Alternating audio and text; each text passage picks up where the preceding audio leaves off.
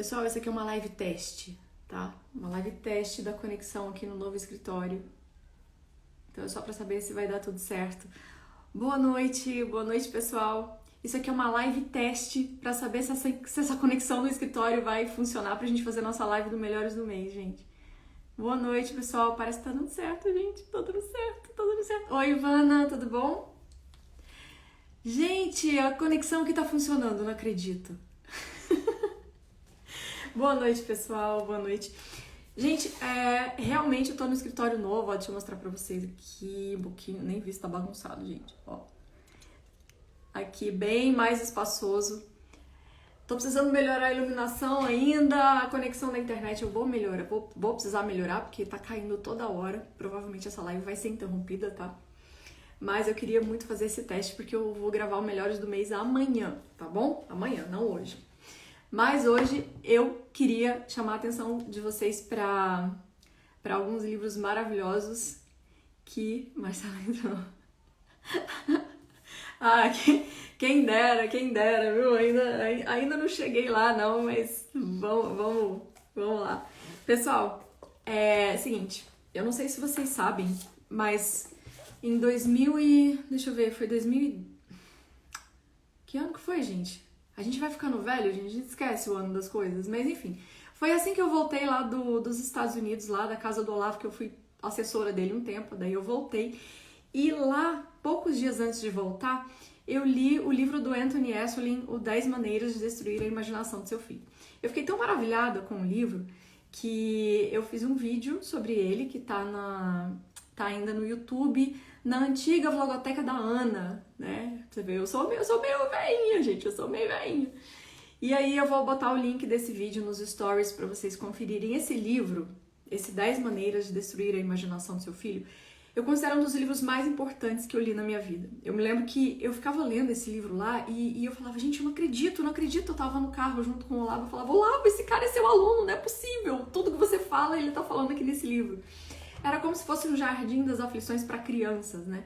Então, qual que é o assunto do 10 Maneiras de Destruir a Imaginação do Seu Filho? Esse aqui.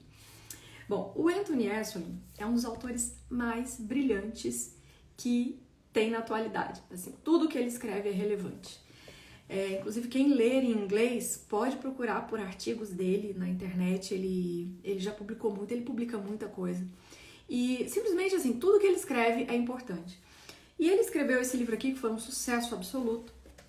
Né? Quando eu fiz o vídeo, ainda não havia tradução desse livro. Mas ele adota uma voz que é uma voz diabólica. Quem aqui já leu Cartas de um Diabo ao Seu Jovem Aprendiz, vai se lembrar, né?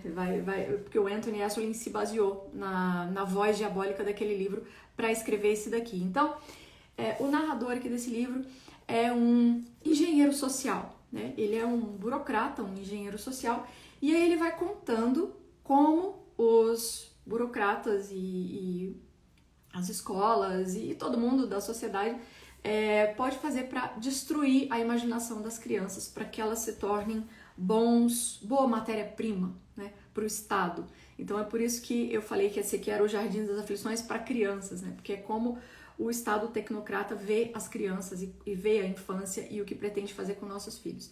E claro que lendo esse livro eu identificava tudo que tinha acontecido comigo, né? E provavelmente que aconteceu com você também. Todos nós passamos por essas 10 etapas aqui de destruição da imaginação. Então eu separei algumas coisas, qualquer página que você abrir desse livro aqui é relevante, tá? Mas eu separei algumas coisinhas aqui para vocês. Então, essa voz diabólica que fala no livro diz que nós precisamos estimular criticar a memorização, destruir a memória, né? Nós devemos incentivar as crianças a não memorizar absolutamente nada, né? Esse negócio de decorar fatos é algo muito antiquado, ultrapassado, né? Então, a gente deve incentivar assim, um pensamento crítico, né? Nada de memorizar, nada de guardar coisa na memória, isso aí é coisa do passado. Só que aí ele diz assim, olha, apesar disso, né, por mais que a gente se esforce por fazer isso, é impossível impedir que a criança entre em contato com fatos, né? Por por mais que a gente tente impedir, elas vão acabar entrando em contato com fatos. Então, o que a gente faz? Bom, então, vamos estimular, vamos apresentar esses fatos de maneira desordenada e aleatória, de modo que elas nunca compreendam a estrutura de nada, né? E que todo o conhecimento que elas tiverem seja episódico e desconectado uns dos outros, e enfim. Então, ele diz assim, já que a gente pretende destruir a imaginação, mas a gente vai salvar essa expressão imaginação partindo para a imaginação entendida como uma geleia sem esqueleto, né? A imaginação vista como assim, o livre exercício da sua criatividade, né? Então, por exemplo, aquele tipo de educação que estimula que crianças de 6 anos escrevam poemas, né, de versos livres e tudo, e jamais você ensinar regras de poesia para criança, jamais você ensinar nenhum tipo de regra. Não, a imaginação deve ser sem amarras, né, deve ser livre, né? Se você vai botar a criança para desenhar, então não ensine regras de desenho, não ensine perspectiva, não ensine nada disso, deixa ela se expressar livremente, deixa ela trazer à tona o que ela tem dentro dela. Não forneça nada para essa criança, nenhuma estrutura, nada. Então, eu tenho certeza que você passou por isso na sua educação, eu passei por isso na minha educação, né? Eu me lembro que eu tinha todos os meus professores praticamente diziam assim, não, isso aqui vocês não têm que decorar, vocês têm que entender. Como se uma coisa excluísse a outra, né? E não fosse uma etapa para a obtenção da outra. E eu cresci desse jeito, assim, né? Assim, você vai estudar história, você não tem que decorar nada, você só tem que entender, você tem que entender os processos, né? E o que acontece? Você fica cheio de cacoetes mentais e não tem nenhum fato na cabeça. É isso que acontece com os nossos alunos. E aí, quando eles vão argumentar, eles têm uma argumentação pobre, uma argumentação fraca, eles não sabem priorizar as informações ou escalonar as informações segundo uma ordem de importância. Eles não sabem o que veio antes, o que veio depois, o que influenciou o que, né? Tudo vira uma grande confusão, né? Uma grande névoa na qual a criança vai ali caminhando e sendo aplaudida, né? por um sistema, digamos assim, que pretende justamente isso, né? Privar a criança de informações essenciais para que ela se oriente no mundo. Então, essa voz que fala aqui no livro, vocês têm que entender que é uma voz diabólica, é irônico, então tudo que ele dá como recomendação aqui é irônico, né? Inclusive, teve gente nos Estados Unidos que leu esse livro e não entendeu. Eu me lembro de uma entrevista do Esselstyn que ele deu para alguma rede de televisão, em que os jornalistas foram ficando chocados à medida que o Esselstyn falava, porque o Esselstyn adotou, durante a entrevista, ele adotou o tom do livro, ele falou como se fosse a voz diabólica do livro, e os jornalistas foram ficando assim de orelha em pé e deram um jeito de encerrar a entrevista rapidamente. Aí eu vou ler um trechinho aqui do capítulo sobre nunca deixe as crianças por conta própria. Deixa eu mostrar o índice para vocês. Então, dessas 10 maneiras de destruir a imaginação, a primeira é assim, ó. Mantenha seus filhos dentro de casa o máximo possível. Segundo, nunca deixe as crianças por conta própria. Terceiro, mantenha as crianças longe de máquinas ou proibida a entrada de pessoal não autorizado. Quarto, substitua os contos de fadas por fetiches e clichês políticos. Quinto, difame o que é heróico e patriótico. Sexto, menospreze todos os heróis. Sétimo, reduza o amor a sexo e narcisismo. Oitavo, nivele as diferenças entre homens e mulheres. Esse capítulo é maravilhoso, maravilhoso. Todos são, né? Esse aqui é um dos livros que é difícil mesmo a gente dizer o que é melhor. E o método 9, distraia as crianças com ilusões e superficialidades. E 10º, negue o transcendente ou fixe sobre as cabeças o teto mais baixo possível. Esses são os 10 métodos. E aqui no capítulo em que ele fala nunca deixe as crianças por conta própria, pra vocês terem noção, tanto que o cara escreve bem, ele diz assim, novamente aqui vemos o prodígio da organização de cada momento não eletrônico na vida de uma criança. Ele diz assim, para matar a imaginação dos seus filhos, você tem que organizar todos os momentos da vida dele. Assim, a vida dele deve ser parecida com a agenda de um CEO, entendeu? Seu filho não pode ter tempo livre, seu filho não pode ter... Ele não pode ficar parado, ele tem que estar sempre em atividade e, de preferência, uma atividade que não se conecta com a outra.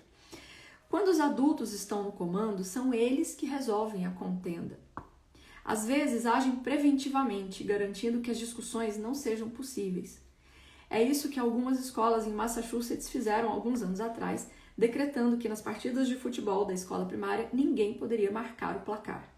Isso é fato. Essa escola proibiu marcar o placar. Porque não pode, porque aí vai ter perdedores e vencedores, e aí você vai...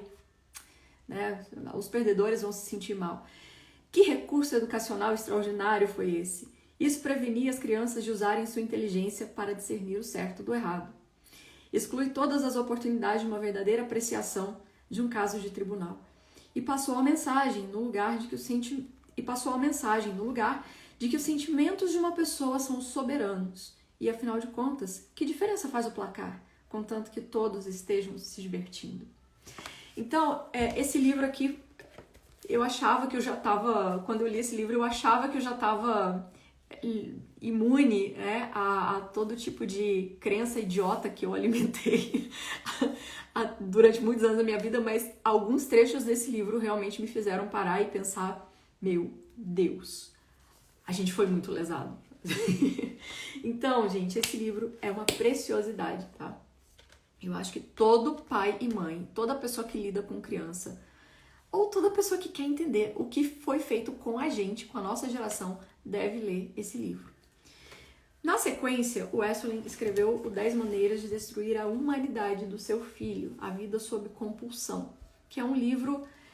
Assim, esse aqui é tão bom, que ele meio que ofuscou esse daqui. Mas esse aqui também é um livro maravilhoso e que você deve comprar junto, tá? Pra poder ler na sequência. E, gente, olha... Ah, Marcela, mas olha, eu compro tanto livro e eu não leio. Tá bom. Esse aqui você tem que ler. O 10 Maneiras de Destruir a Imaginação você tem que ler. Porque se você não ler esse livro, você vai ficar muito perdido. E esse livro é um farol, assim, de um farol mesmo na vida da gente.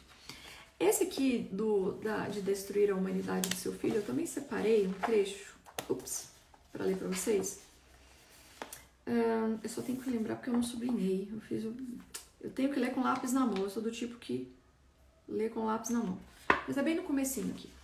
Esse capítulo 4 fala assim, esquecendo como pensar, o idiota. Aí ele diz assim, inúmeras vezes ouvi professores dizendo com ar de orgulho, eu não ensino o que pensar aos meus estudantes, eu ensino como pensar. Quem nunca ouviu isso? Não, você não tem que aprender, você tem que aprender como pensar. Aí o Esselstyn diz assim, proteja sua carteira quando ouvir isso. Não existe esse negócio de pensamento humano flutuando livre por aí, desvinculado das coisas pensadas, coisas que possuem sua própria integridade que determinam em grande parte como pensaremos a respeito delas. É uma outra maneira de dizer que não existe uma linguagem humana desvinculada das coisas sobre as quais falamos e de seus modos de ser. Dizer que você sabe como pensar, mas que não se importa com a verdade, é reduzir o pensamento a uma série de impressões vagas, nenhuma das quais vale a pena lembrar. É como dizer que você sabe usar um martelo, mas não liga para madeira e pregos, ou para cadeiras, mesas, varandas, escadarias e paredes. É ou não é? Maravilhoso. Então, o Esselstyn é esse cara que vem sanear um pouco também o ambiente cultural no qual a gente vive. E por isso eu o considero uma das vozes mais importantes que estão escrevendo hoje em dia. Graças a Deus a gente já tem algumas coisas dele traduzidas. Ele escreve muito. E tem essas duas maravilhas aqui traduzidas que estão em promoção na minha livraria até amanhã. Tá. Em companhia destes dois livros, eu não poderia deixar de mencionar o livro da Samia Marsili, esse sobre sexualidade, que tem tudo a ver com esses livros, né? Esses livros aqui. E esse livro da Samia tem, assim, o grande mérito de ser muito direto na sua abordagem, né? Aqui tem um capítulo, por exemplo, em que ela coloca perguntinha e resposta. Então, assim, por exemplo, como direi para minha filha que não casei virgem? Olha que legal, né? Você já pensou isso? Quando a sua filha crescer e te perguntar certas coisas que você não souber responder, como responder sem chocar? Como explicar que alguém teve um filho sem ser casado? Aí vem a respostinha aqui dentro do... aqui. dentro do quadradinho. Gente, esse livro tá muito bom. Diante das crianças, como devemos chamar os órgãos sexuais? Ereção nos meninos pequenos, né? Como que você vai lidar com esse fato, né? Quando isso acontecer? Então, gente, esse livro aqui tá muito maravilhoso, é um livro super importante, porque, como ela mesma diz aqui no livro, infelizmente, muitas escolas não avisam os pais quando vão abordar o assunto de sexualidade com as crianças. A escola não avisa os pais, porque a escola já se sente autorizada a falar sobre isso com as crianças. E muitos pais, por não saber como abordar essa questão, dá graças a Deus, dizem assim, então tá bom, a escola vai fazer esse papel, eu não preciso me preocupar. E o que acontece é que quando a escola vai abordar esse assunto, fala se não foi assim com você também. Quando você pensa assim, educação sexual na escola, o que você estudou? DSTs, métodos contraceptivos, não é verdade? Era isso. Gente, eu estudei pelo livro da Marta Suplicy, agora vocês imaginem o estrago, né? Porque a Marta Suplicy, além dela só falar de sexualidade nesse aspecto bastante mecânico e biológico da coisa, ela ainda dá umas recomendações assim absurdas, né? Do tipo, pegue um espelhinho, meninas, e coloque lá e fique olhando. Pode se masturbar à vontade, não tem problema nenhum, você está conhecendo seu corpo, né? É uma coisa maravilhosa que você está fazendo e tal. Então, se você deixa esse assunto ser abordado pela escola, cuidado, né? Você tem que saber, você tem que perguntar na escola mesmo, escuta, quando é que vocês vão falar disso com os alunos? E você tem que se antecipar, né? E a Sâmia dá aqui todo o quadro antropológico, a referência dentro da qual esse assunto deve ser abordado, para que você não faça uma abordagem mecânica, né?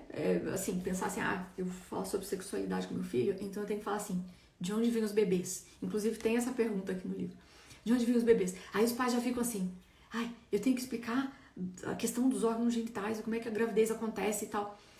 Sendo que, dependendo da idade da criança, especialmente uma criança pequena, quando ela pergunta algo nesse sentido, ela não está querendo saber isso, né? E aí ela dá uma resposta maravilhosa para essa pergunta, por exemplo, de onde vêm os bebês, né? Que é você contar a história de como Deus faz cada vida. Então, assim, cada bebê é desejado por Deus, então não existe esse negócio de gravidez indesejada, porque uma vez que existe um bebê, ele já foi desejado por Deus, ele já existe, né? Veja como isso ilumina, assim, o nosso entendimento, para que a gente saiba conversar com as crianças a respeito de sexualidade. E aqui ela não fala só de criança pequena, ela fala de criança, quando a criança passa para a puberdade, né? Como é que você conversa com a criança sobre isso. E uma coisa que é fundamental é assim, o terreno tem que ser preparado, né? Você não vai chegar para um pré-adolescente e já querer saber, e aí, filho, né? Me conta aí, o que tá rolando? Né? Especialmente na pré-adolescência, na adolescência, a tendência é que se essa relação de confiança não foi construída, os pais não vão saber mesmo o que está acontecendo. E isso é terrível porque quando os nossos filhos forem buscar informações na internet, ou com o professor na escola, ou com amigos, sabe lá Deus o que ele vai encontrar, né? E eu tenho uma nítida lembrança disso na escola e foi a pior experiência possível. Assim, eu me lembro que havia distribuição de camisinhas, né? Eu não sei como é que tá hoje, tá, gente? Meus filhos ainda são pequenos, assim, né? Mas eu não sei como é que tá hoje, mas na minha época já era assim, tinha distribuição de camisinha, incentivavam a aprender a usar, né? Eu me lembro de distribuírem a camisinha feminina na escola, na sala de aula, e a gente ficar segurando aquele negócio, assim, todo mundo meio constrangido, né? Os alunos ficam constrangidos, assim, ninguém tá gostando daquele negócio. E aí a gente foi exposto a isso, né? E nós não fomos preparados, a verdade é essa, nós não fomos preparados para falar sobre isso com os nossos filhos. Então, essa iniciativa aqui é super, super importante e faz uma companhia maravilhosa para esses dois livros anteriores aqui do Esselstyn. Tá? Bom, uma dica para mães que querem ler livros, né? Acorde mais cedo para conseguir ler os livros.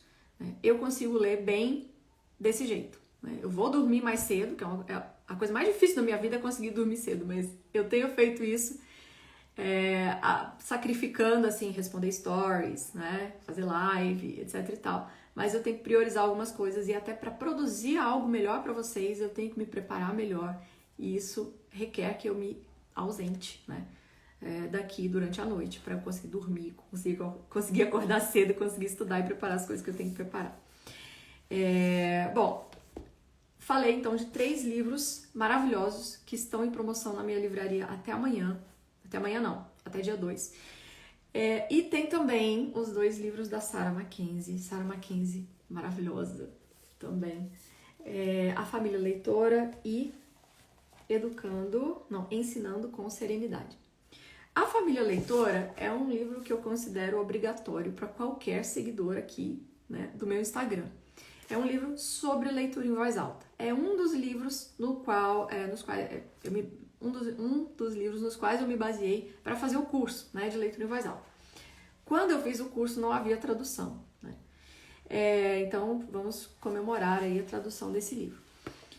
É um livro que fala sobre leitura em voz alta da perspectiva de uma mãe. Então não é um livro que está cheio de informação científica e não é um texto especializado assim para acadêmicos, é um texto para mães mesmo, no qual ela vai falar sobre cenas da vida dela, acontecimentos, né, com os filhos, como que a leitura em voz alta foi ajudando a moldar a vida em família, né, e a Sarah tem 6 filhos, então ela tem bastante experiência, assim, e ela é homeschooler, né?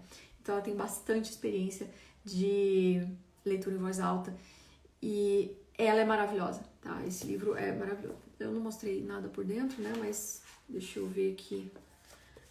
Vou pegar o índice aqui pra vocês. Por exemplo, na primeira parte, A Hora é Agora, né? Como ler em voz alta pode mudar o mundo. Aqui ela termina dizendo, bom, se não mudar o mundo, pelo menos vai mudar o seu mundo. Esperando a Morsa é um capítulo lindo em que ela fala sobre esse problema que a gente tem na maternidade de ficar esperando as grandes coisas, os grandes acontecimentos, os grandes momentos, sendo que a nossa vida é feita de momentos minúsculos, né? Momentos de formiguinha. Então ela conta um dia que ela foi ao zoológico com os filhos para ver a Morsa, né? Que é um animal assim, extraordinário, né? Quando ele aparece, todo mundo fica assim embasbacado. E quando a Morsa apareceu, uma das filhas dela começou a gritar: mamãe, mamãe, olha aqui, olha aqui. E ela foi olhar e a menina estava olhando uma formiguinha no chão, carregando uma folhinha. E ela falou: se aquela maravilha estava acontecendo ali e eu não tinha olhos para aquilo, né? Eu queria só ver assim as grandes coisas, né? Queria assim os grandes acontecimentos e tal. E é uma coisa que pode gerar muita frustração nas mães, né? O Rugido do Leão, se não me engano, é o capítulo em que ela fala sobre virtudes, né? Como as histórias ajudam a trabalhar as virtudes nas crianças. Inclusive, esse assunto também é abordado pela Sâmia aqui nesse livro. O capítulo Prontos ou Não é um capítulo em que ela fala um pouquinho mais sobre os efeitos cognitivos da leitura em voz alta mesmo, né? Que existem assim, milhares de pesquisas sobre o assunto, né?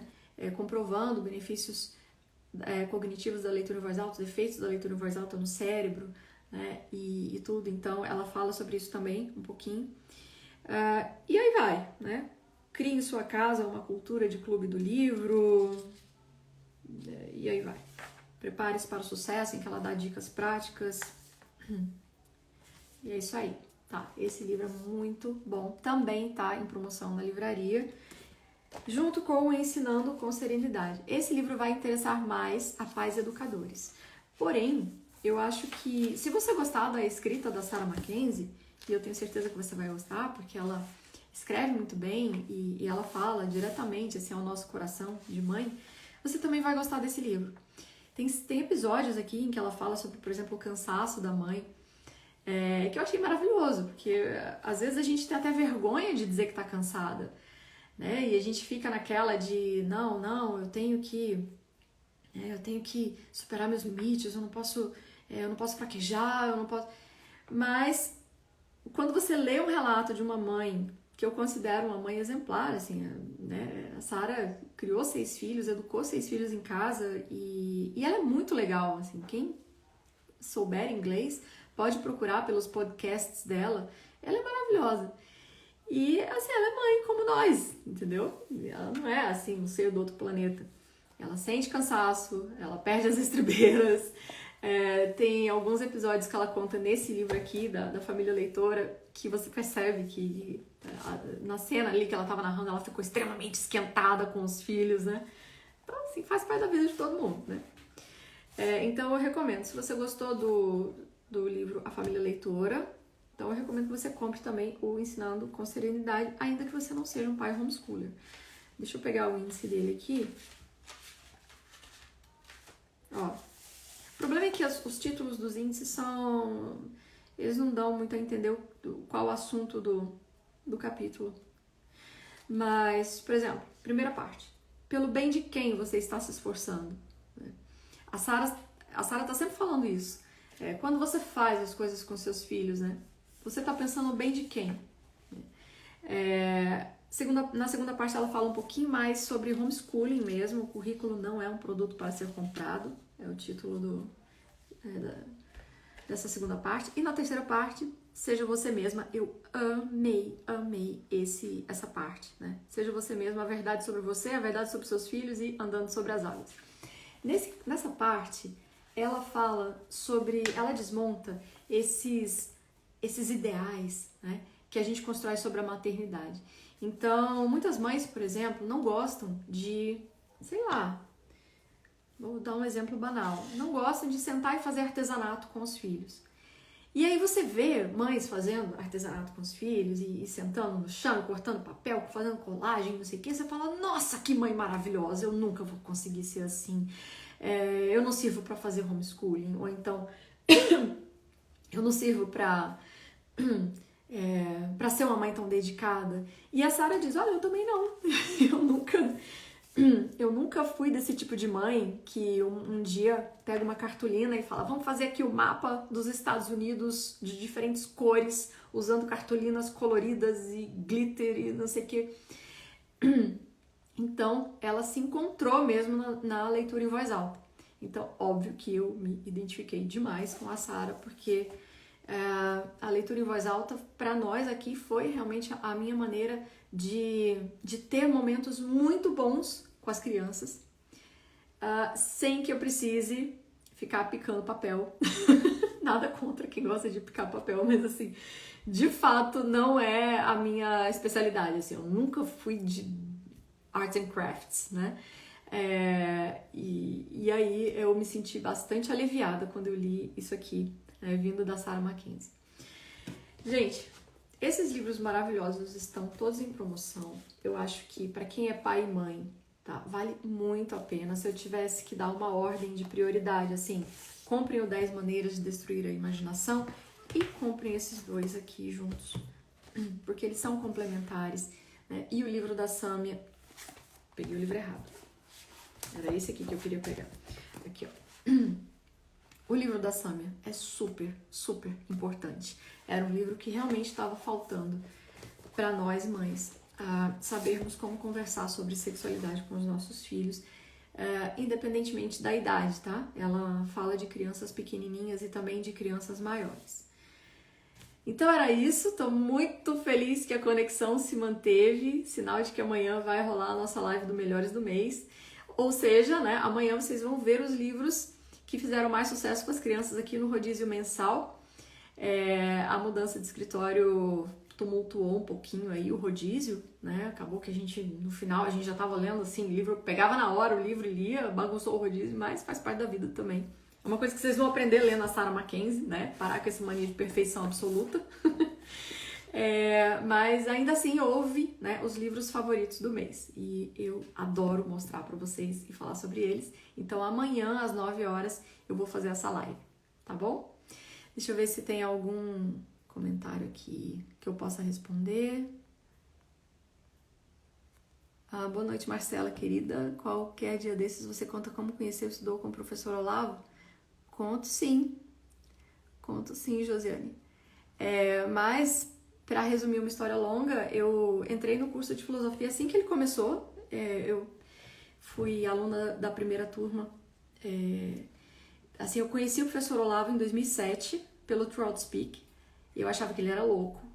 Eu ficava assim, eu ficava escandalizada com aquele programa, porque em 60 minutos ele destruía todas as minhas crenças sobre quase tudo, né? Eu era militante, eu era feminista, tinha todas as ideias erradas, assim, e sentimentos tortos. Mas eu tinha uma coisa que acho que me salvou, que é assim, a humildade para reconhecer quando alguém tá falando alguma coisa verdadeira. Você fala assim, não, peraí, né? O cara ele parece assim louco, ele fala palavrão e tal, mas eu nunca tinha visto alguém fundamentar tão bem, né, as coisas. E ele tava num programa de rádio, né?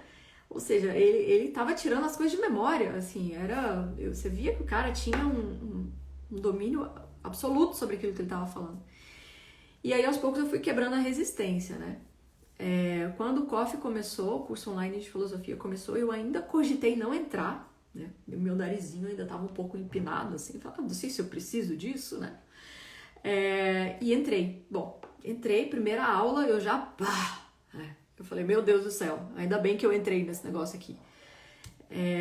E minha vida nunca mais foi a mesma, né? Aí, em algum momento ali, as transcrições do curso as transcrições foram ficando uma bagunça, e eu, a Mariana e a Jussara, as 3 meninas ali do curso, nos reunimos para organizar o grupo de transcrições. E foi aí que eu fui, vamos dizer, fazendo alguma coisa, né, pelo professor já desde longe. Quando surgiu a oportunidade de ir para os Estados Unidos para auxiliá-lo lá, eu falei, bom, eu já tenho um currículo aqui para apresentar, eu ajudei a organizar o grupo de transcrições, aí eu fui selecionada, e eu sabia inglês, e aí eu fui para lá. E aí fiquei morando lá por 6 meses, tive que voltar porque não dava para ficar lá mais tempo, mas foram 6 meses nos quais eu convivi dentro da casa dele diariamente, vendo o professor, né, conversando com ele, enfim, foi um período crucial, assim, na minha vida, que determinou tudo o que aconteceu depois. Assim, as pessoas que eu conheci lá, os contatos que eu fiz, né, até o Arno eu conheci lá, né, o Arno Alcântara, que hoje a gente trabalha juntos, né, ele é meu chefe lá na WRL. Então, foi determinante, assim, e eu devo tudo ao professor. Assim, eu não devo tudo, mas eu devo a melhor parte, com certeza, da minha vida, eu devo a ele, né? Se não fosse ele, eu não sei. Não sei como. Minha conversão, né, aconteceu graças ao professor, porque eu era absolutamente anti-religião, né? Eu achava que gente religiosa era burra, era gente que não teve estudo na vida, que não teve... eu era absolutamente preconceituosa, assim, com religião, e o fato de eu ter estudado em escolas católicas só me fez me afastar ainda mais da fé católica, porque nessas escolas católicas a gente vê um grande indiferentismo religioso, né? Essa aqui é a verdade. E vê maus exemplos